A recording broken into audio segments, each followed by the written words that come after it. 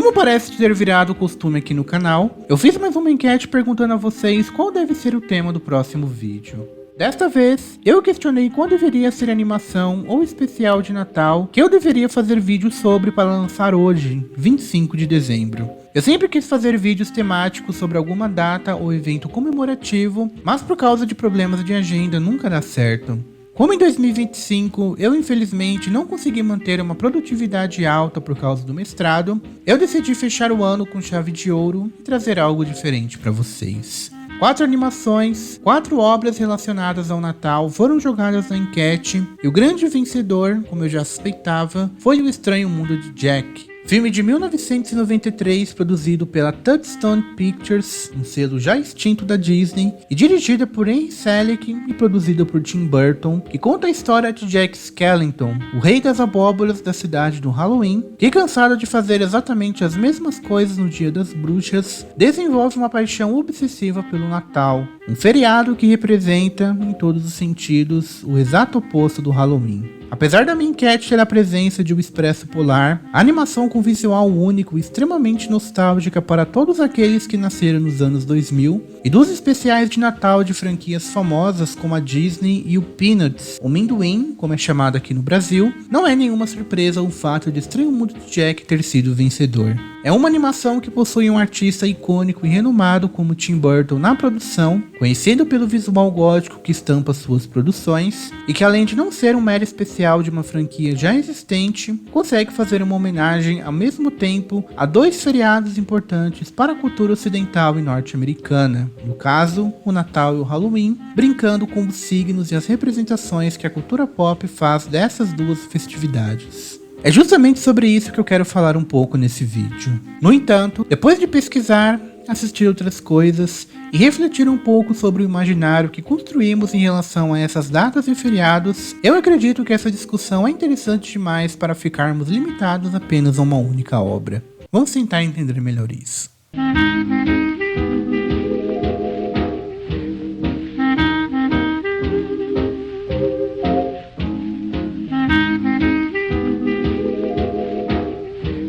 Antes de tudo, vamos começar falando sobre o vencedor da nossa enquete. Como já dito, O Estranho Mundo de Jack brinca com os signos geralmente associados a datas comemorativas que possuem relevância cultural para o Ocidente e mais especificamente para os Estados Unidos. No universo da animação, existe um lugar chamado Floresta das Celebrações, onde existem vários mundos temáticos que representam uma data ou feriado específico que é facilmente identificado com um desenho estampado no tronco de uma árvore. O mundo da Páscoa é identificado pelo ovo de Páscoa, o mundo do Valentine's Day é identificado pelo coração, o do Halloween pela abóbora, o do Natal pelo pinheiro, etc. Cada feriado pertence a um mundo específico, uma caixinha entre aspas que contém todo o universo de signos que foram culturalmente associados a cada uma dessas datas. E essas caixinhas compõem estéticas visuais que de modo algum se misturam ou se confundem.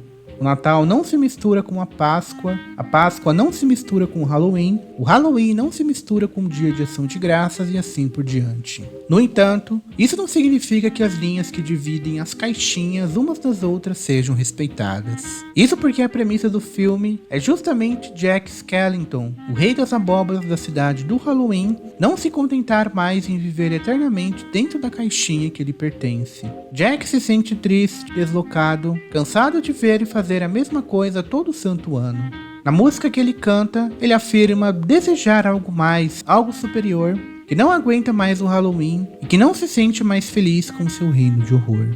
Não aguenta mais ver bruxas, vampiros, lobisomens e outras coisas assustadoras. Jack ganha consciência da própria mesmice, do modo como ele aceitou certas identidades e certos papéis sem questionamentos. Andando sem rumo pelo mundo, ele então acaba parando na Floresta das Celebrações e descobrindo a existência dos portais que levam para os mundos de outras datas comemorativas. Jack acaba caindo sem querer na cidade do Natal e descobre um mundo completamente diferente de tudo aquilo que ele conhecia.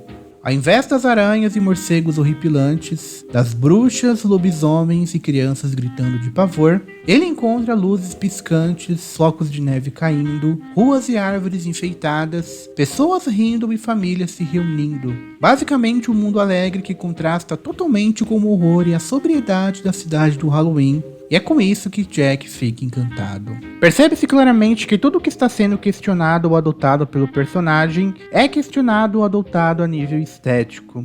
O incômodo de Jack com o Halloween, assim como seu encanto com o Natal, não diz respeito àquilo que cada uma dessas celebrações simbolizam, ou seja, aquele lugar comum que nós chamamos de real significado do Natal ou real significado do Halloween, mas a estética que a cultura ocidental e mais tarde a cultura comercial de massa passou a associar historicamente a essas datas. Jack está cansado das travessuras, dos monstros, da lua cheia e dos rostos assustados, ao mesmo tempo que o personagem fica admirado com as luzinhas, a neve caindo, o riso e a música. Tanto o Halloween quanto o Natal são traduzidos, ou para os mais pessimistas, reduzidos nestes signos e estéticas visuais apropriadas pela cultura comercial. Deste modo, toda e qualquer recepção a essas datas, incômodo ou atração, desprezo ou encanto, é na verdade mais uma recepção a estes signos do que a essas celebrações em si. Nesse sentido, Jack Skellington sofre não apenas de uma crise de identidade, mas de uma crise de identificação estética, considerando que neste filme, identidade e estética se confundem a todo instante. O Estranho Mundo de Jack foi lançado nos cinemas americanos no dia 29 de dezembro de 1993, 2 dias antes do Halloween, e nos cinemas brasileiros no dia 24 de dezembro do mesmo ano, na véspera de Natal.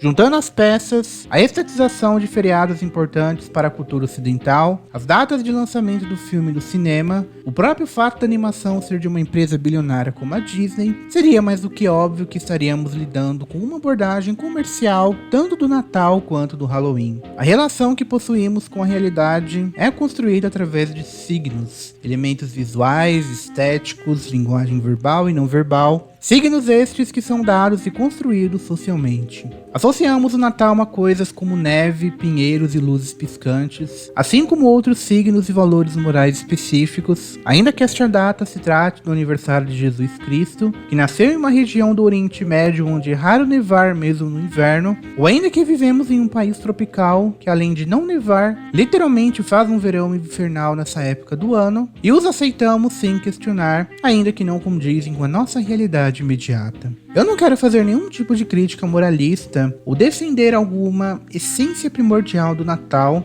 e muito menos ainda afirmar que O Estranho Mundo de Jack seja um filme ruim apenas por basear-se neste Natal estetizado, mas é interessante notarmos o quanto que mesmo após décadas e décadas de filmes, animações e produtos de mídia variados que satirizam ou até mesmo criticam diretamente o modo como o significado do Natal foi esvaziado pela propaganda e cultura de massa, até hoje somos reféns dos mesmos signos e das mesmas estéticas que já foram discutidas, debatidas, criticadas e reinterpretadas de inúmeras formas. Desta forma, será que ainda é possível encontrar, para além deste universo de signos, algum significado para o Natal? Eu separei outros 2 exemplos que talvez nos ajudem a responder isso.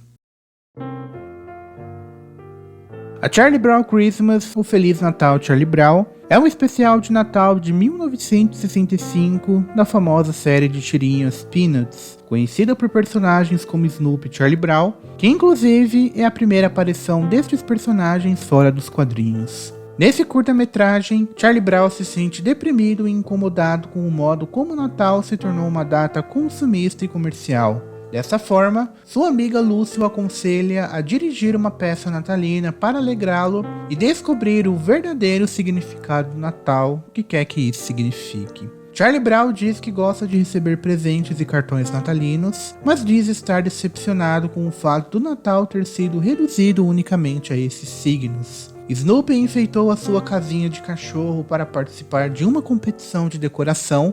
Sua irmã Sally pede para ele escrever uma cartinha para Papai Noel pedindo dinheiro. Lucy afirma que também se sente triste com o Natal, mas por não ganhar o tipo de presente que ela queria, a peça de Natal que ele é encarregado de dirigir é um completo desastre. Tudo ao redor de Charlie Brown faz lembrar do esvaziamento simbólico da data.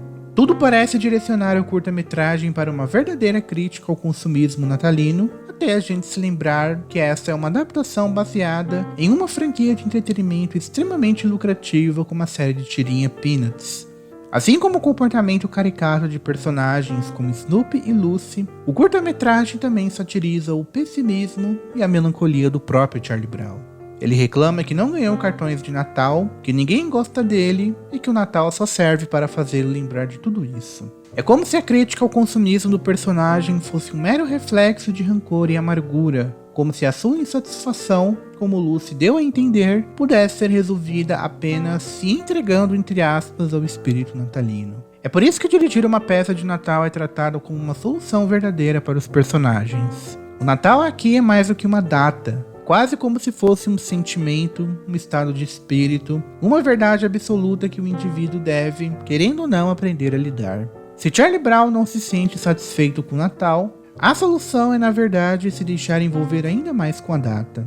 A alienação, o consumismo e a superficialidade do mundo à sua volta são problemas a serem debatidos, mas a amargura e o ressentimento que tudo isso gera também o são. Se tanto um quanto o outro se tratam de reflexos de uma decadência, de uma corrupção de valores da sociedade capitalista moderna, uma sociedade materialista e consumista que cria indivíduos tristes, deslocados, deprimidos e sem rumo, passamos então a nos perguntar qual é o verdadeiro sentido do Natal. Ou melhor, formulando outra pergunta bem menos clichê, qual deveria ser a terceira via entre o consumismo e a melancolia, entre a superficialidade de uns e a amargura de outros? Para a Charlie Brown Christmas, a resposta se encontra naquilo que é o mais antigo e tradicional dos significados do Natal: a religião.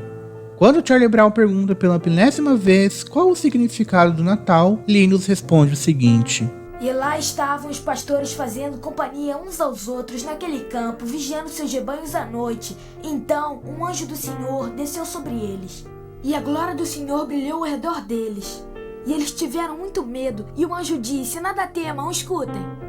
Trago notícias alegres que repartirei com toda a gente, pois entre vocês nasceu neste dia, na cidade de Davi, um Salvador, que é Cristo, nosso Senhor.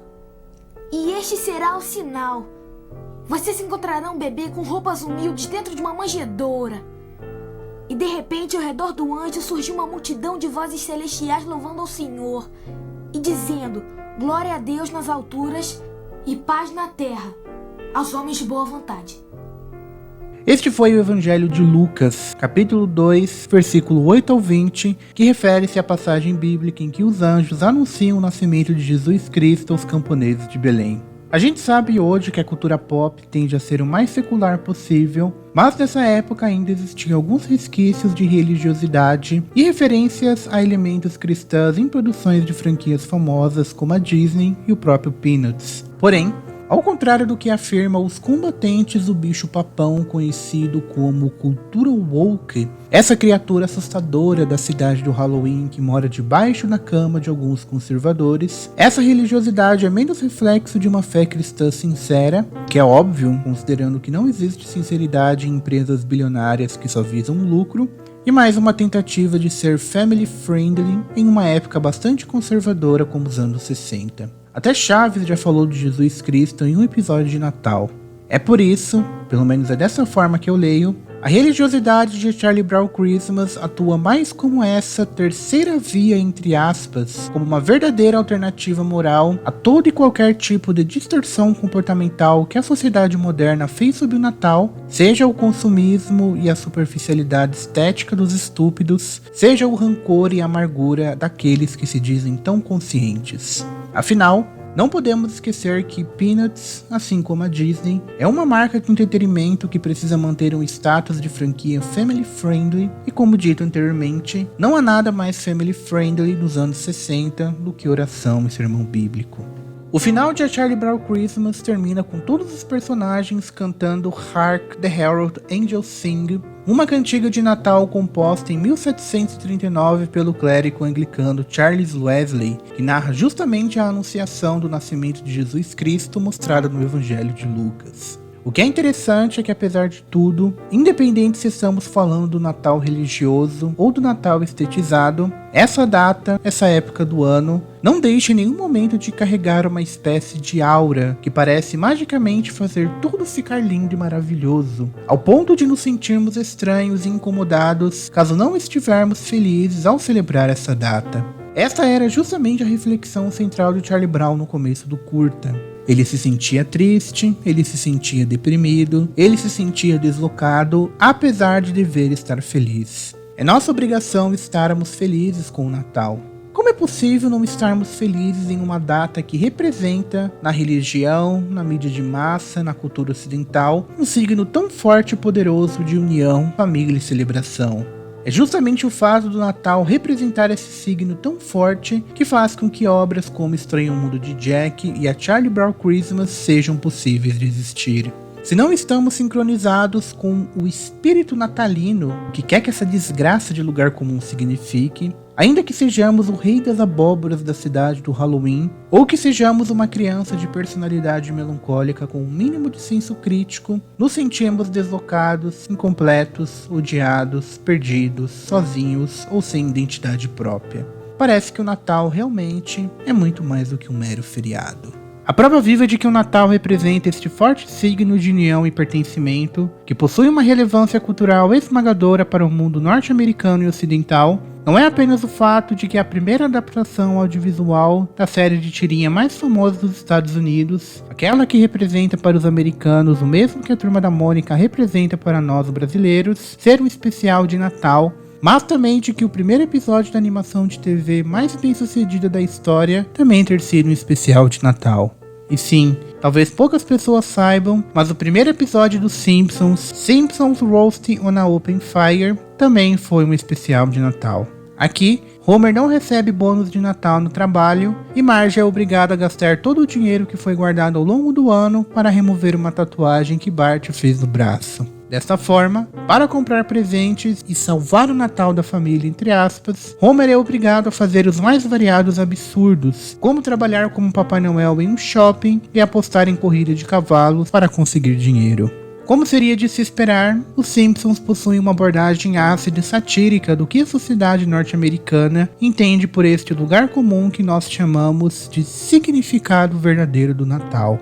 Ou melhor dizendo, para a série, este significado verdadeiro, entre aspas, se é que isso realmente existe, já foi perdido há bastante tempo. O Estranho Mundo de Jack é a representação e a defesa do Natal estetizado, do Natal traduzido em signos culturais que compõem uma caixinha fechada, que não se mistura com os signos de outras caixinhas fechadas. A Charlie Brown Christmas é a representação e a defesa do Natal religioso, do Natal verdadeiro, entre aspas, a terceira via entre o consumismo capitalista e o ressentimento amargurado, ambos reflexos de uma sociedade que perdeu a fé em Deus, entre aspas. Pode-se dizer, por fim, que esse especial de Natal dos Simpsons está no meio do caminho. As atitudes e os comportamentos absurdos do Homer, as coisas que ele faz por dinheiro, a inveja que ele sente na decoração da casa dos Flanders, são a prova de que o Natal realmente virou uma data comercial e consumista. Assim como Charlie Brown dizia, assim como a animação da Disney parece ter mostrado um pouco para a gente, mas ao contrário do curta-metragem de Peanuts, os Simpsons não acreditam na existência de um significado tradicional que deva ser resgatado ou relembrado. Não existe pureza, não existe mensagem family friendly, não existe cantiga de Natal ou sermão bíblico que possa salvar a sociedade capitalista de sua estupidez. No entanto, nada disso é motivo de choro. Ao invés de lamentar essa perda de sentido, como fez o jovem Charlie Brown, a família Simpson resolveu abraçar os próprios defeitos. Existe sim algo de melancólico e deprimente no modo como passamos a nos relacionar com um feriado de tamanha importância como o Natal, mas isso não significa que devemos nos isolar dentro de uma caverna e ficar implorando para Deus um sentido para nossas vidas fúteis. A solução é, na verdade, rir de nossos próprios pecados. É por isso que o final do especial de Natal dos Simpsons é um ato libertador. Depois de Homer apostar no ajudante de Papai Noel na corrida de cachorros, ele perde todo o dinheiro que ganhou trabalhando no shopping. $13 na verdade, que é uma mixaria. O animal é abandonado, mas acaba sendo adotado pelos Simpsons logo em seguida, tornando-se o mascote da família. Muito mais do que na religião ou em algum significado metafísico atribuído historicamente a um determinado feriado, o ser humano comum, aquele que trabalha e se mata para transformar um período específico do ano em uma experiência quase divina, acaba se identificando, no final de tudo, a algo tão impotente quanto o animal sem dono. Ah, pai, nós podemos ficar com ele, por favor. Mas ele é um perdedor. Ele é patético. Ele é... um Simpson. Essas 3 obras que eu trouxe neste vídeo são clássicos de Natal da cultura pop que mostram a sua maneira de que forma nos relacionamos com essa data que ocupa um espaço gigantesco em nosso imaginário. No entanto, apesar de eu ter gostado de todas elas, eu acredito que o especial dos Simpsons é aquele que melhor traduz os efeitos culturais causados por essa data. Isso porque em Os Simpsons, o Natal se manifesta através dessa aura tão forte e poderosa, através de signos e valores morais tão potentes na nossa vida cotidiana, mas valorizando os indivíduos e seres humanos comuns que se sentem fracos e impotentes frente a essa aura, ao invés de legitimar a todo instante esses signos. Ao invés de alimentar este ciclo vicioso que nós nos submetemos todo ano, os Simpsons preferem admitir que este Natal idealizado e estabelecido na cultura pop, o Natal dos filmes especiais da Disney, do Snoopy e do Charlie Brown, das franquias de entretenimento family friendly e de várias outras adaptações e obras de arte que não caberiam nesse vídeo, é humanamente impossível de ser aplicado, vivenciado ou sequer explicado por sentimentos humanos. O Estranho Mundo de Jack reforça o poder do signo natalino, colocando-o como algo intocável, que não pode ser misturado com outros signos profanos, entre aspas, ainda que isso signifique submeter indivíduos a identidades e padrões sociais fixos, um reflexo direto de uma sociedade onde as imagens e os signos são idolatrados de tal modo que o maior crime que alguém pode cometer é ressignificá-los, corrompê-los ou sequer questioná-los. A Charlie Brown Christmas reforça o poder do signo natalino como um significado natural de valores morais específicos, um reflexo direto de uma marca de entretenimento tentando ser family friendly em um lugar extremamente conservador e puritano, como os Estados Unidos dos anos 60. Simpsons Roasting on a Open Fire, por outro lado, é o único que parece revelar-nos uma alternativa além do endeusamento do Natal. O único que tira sarro de uma sociedade que adoece e faz os maiores absurdos do mundo porque indivíduos cresceram ouvindo que um determinado mês é mais sagrado e mais importante do que o restante do ano. Talvez todo este esforço, todo este sacrifício seja o real significado do Natal.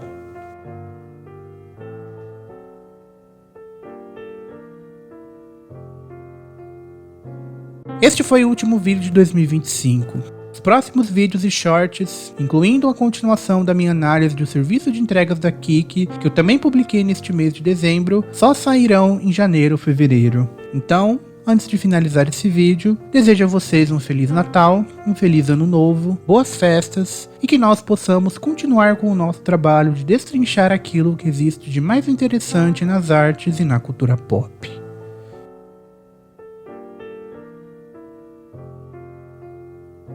Muito obrigado por terem chegado até aqui, eu espero que vocês realmente tenham gostado do vídeo. Meu nome é Vinícius, esse foi mais um vídeo do Anti-Herói, um projeto de vídeo ensaio do YouTube. Se inscrevam, curtam, ativem as notificações e todo aquele clichê do YouTube e até mais.